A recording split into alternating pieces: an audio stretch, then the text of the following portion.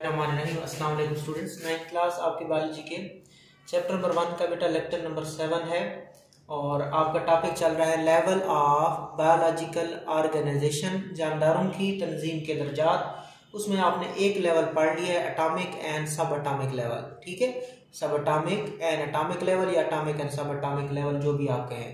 तो आपको पता होना चाहिए कि सब एटॉमिक पार्टिकल कौन कौन होते हैं, इलेक्ट्रॉन, प्रोटॉन और न्यूट्रॉन। इनको कहा जाता है सब एटॉमिक पार्टिकल। जब ये मिलते हैं तो इनसे क्या बन जाता है, एटम बन जाता है। क्या बन जाता है बेटा, इनसे एटम बन जाता है। ठीक हो गया। अब एक जैसे एटम जो होते हैं वो क्या बनाते हैं, एलिमेंट बनाते हैं। ठीक है, और आपने एलिमेंट की तादाद 92 बताई थी और बायो एलिमेंट की तादाद आपने 16 बताई थी। तो हम बायो एलिमेंट वाले लेवल से आगे चलते हैं, जो कि क्या है, molecular level. In organism, the bioelement usually do not occur in isolated form, rather they combine through ionic bonding or covalent bonding। क्या कह रहा है कि बच्चों, बायो एलिमेंट सबसे पहले दोबारा देख लेते हैं। बायो एलिमेंट्स फितरत में पाए जाने वाले 92 एलिमेंट में से जो 16 एलिमेंट होते हैं वो जानदारों के जिस्म का प्रोटोप्लाज्म बनाते हैं, जानदारों के जिस्म का मैस बनाते हैं, जानदारों में पाए जाते हैं। उन 16 एलिमेंट को हम बायो एलिमेंट कहते हैं। तो हमारे अंदर, हम जानदार हैं, हमारे अंदर बायो एलिमेंट्स होते हैं, उनकी तादाद 16 होती है। उन 16 में से 6 हमारे जिस्म का 99% बनाते हैं, बाकी जो 10 रह जाते हैं वो हमारे जिस्म का 1% बनाते हैं। सो ये जो बायो एलिमेंट हमारे अंदर पाए जाते हैं बेटा, ये अलग नहीं रह सकते। जानदारों के अंदर जो बायो एलिमेंट्स पाए जाते हैं वो अलग अलग नहीं रह सकते।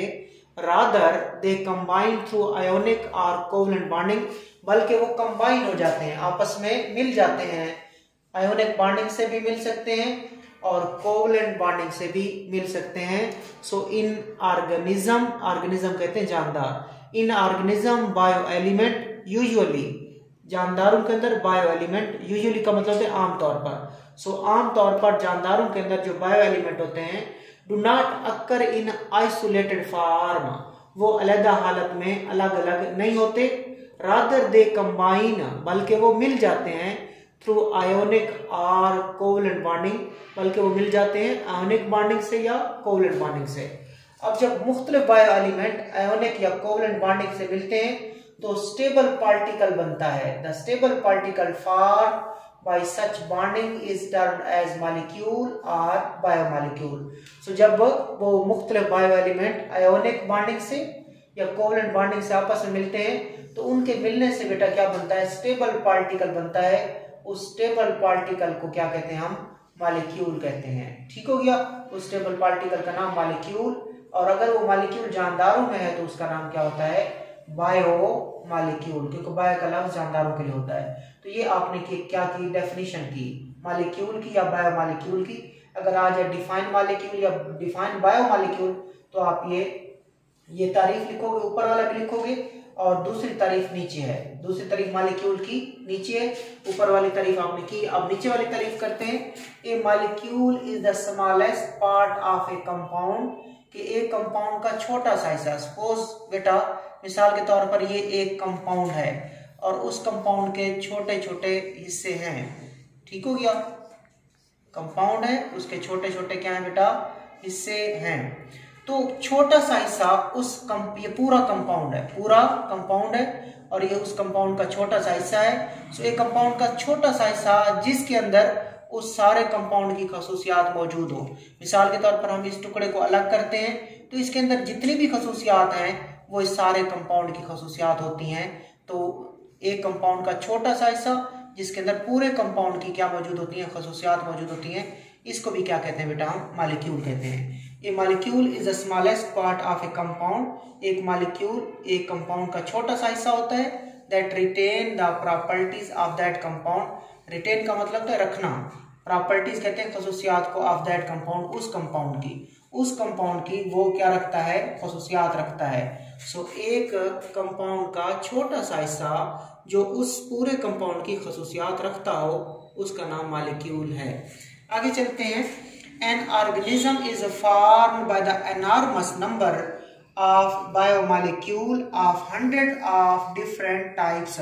एक जो जानदार होता है उसमें कितने मॉलिक्यूल होते हैं? So an organism is formed, एक जानदार बनता है, एक जानदार बनता है by enormous number of biomolecule. Enormous कहते हैं बहुत ज्यादा, ठीक है। एक जानदार बहुत ज्यादा बायोमॉलिक्यूल से बनता है, और वो जो बायोमॉलिक्यूल होते हैं कितनी टाइप के होते हैं? 100 ऑफ डिफरेंट टाइप्स, सैकड़ों मुख्तलिफ किस्म के बायोमॉलिक्यूल होते हैं। सो एक जानदार में बहुत ज्यादा बायोमॉलिक्यूल होते हैं और सैकड़ों मुख्तलिफ किस्म के होते हैं। These molecules are the building material and are themselves constructed in a great variety and complexity। ये जो मॉलिक्यूल्स होते हैं ये जानदारों के बिल्डिंग मटेरियल होते हैं, इनके जानदारों की चीजें इसी से बनती हैं। सो ये मॉलिक्यूल बिल्डिंग मटेरियल होते हैं एंड आर themselves constructed, और इनको खुद बनाया जाता है in a great variety and in a greater complexity. इनको वेराइटी के साथ और पेचीदगी के साथ बनाया जाता है due to specific bonding arrangement, मुख्तलिफ किस्म की बॉन्डिंग की तरतीब की वजह से। कोई आयनिक बॉन्डिंग होती है, कोई कोवलेंट बॉन्डिंग होती है। तो सबसे इंपॉर्टेंट होती है इसमें आपने ये मॉलिक्यूल की तारीफ ये वाली भी करनी है और ऊपर वाली भी करनी है। ये जस्ट रीड कर लें और हल्का सा इसको याद करना है। अब सबसे ज्यादा इस टॉपिक में जो इम्पॉर्टेंट चीज है बेटा, वो अक्सर पूछते हैं कि माइक्रो मॉलिक्यूल और मैक्रो मॉलिक्यूल का फर्क करें। देखिए एक जैसे लफ्ज, बस इसका फर्क है। यहाँ पे I है और यहाँ पे A है, इसको बोलते हैं माइक्रो मॉलिक्यूल। माइक्रो मॉलिक्यूल, और उर्दू में लिखते हैं इस तरह माइक्रो मॉलिक्यूल, ठीक है बेटा। और इसको उर्दू में लिखते हैं मैक्रो मॉलिक्यूल। मैक्रो मॉलिक्यूल, और बोलने में भी थोड़ा सा फर्क है, बोलने में भी थोड़ा सा इसका फर्क है। ये मैक्रो मॉलिक्यूल है, ए आता है, इधर इकट्ठा लिखते हैं मैक्रो मॉलिक्यूल, और वो है माइक्रो मॉलिक्यूल। बेटा यहाँ पे आई आ जाए आपने कहना है वो मॉलिक्यूल छोटा होता है, ठीक है, उसका वजन कम होता है। So these molecule with low molecular weight are called micro molecule. वो मॉलिक्यूल जिनका वजन क्या हो? लो हो। वो मॉलिक्यूल जिनका मॉलिक्यूलर वेट, मॉलिक्यूलर वजन कम हो, उनको हम क्या कहते हैं? Micro molecule. एग्जांपल ग्लूकोज है बेटा और वाटर है। ग्लूकोज का फार्मूला C6H12O6 होता है और वाटर का फार्मूला H2O होता है, ठीक है बेटा। ये ग्लूकोज और ये जो वाटर है ना, ये एग्जांपल्स हैं माइक्रो मॉलिक्यूल्स की। और माइक्रो मॉलिक्यूल ऐसे मॉलिक्यूल होते हैं जिनका मॉलिक्यूलर वेट लो होता है। आगे चलते हैं मैक्रो मॉलिक्यूल की तरफ, तो ये अपोजिट होगा, उसके उलट होगा। तो इन मॉलिक्यूल का वजन क्या होगा? ज्यादा होगा। सो देखें, the molecules with high molecular weight, वो मॉलिक्यूल जिनका मॉलिक्यूलर वेट क्या होता है? ज्यादा होता है, they are called macro molecule. उनको हम मैक्रो मॉलिक्यूल कहते हैं। जिनका मॉलिक्यूलर वेट हाई हो वो मैक्रो है, और जिनका मॉलिक्यूलर वेट लो हो वो माइक्रो है। अब इनके एग्जांपल स्टार्च है बेटा, प्रोटीन है और लिपिड्स हैं, ठीक हो गया। स्टार्च, प्रोटीन और लिपिड, इन मॉलिक्यूल का वजन ज्यादा होता है, लिहाजा ये मैक्रो मॉलिक्यूल है। ये आज का आपका टॉपिक था। अल्लाह हाफिज।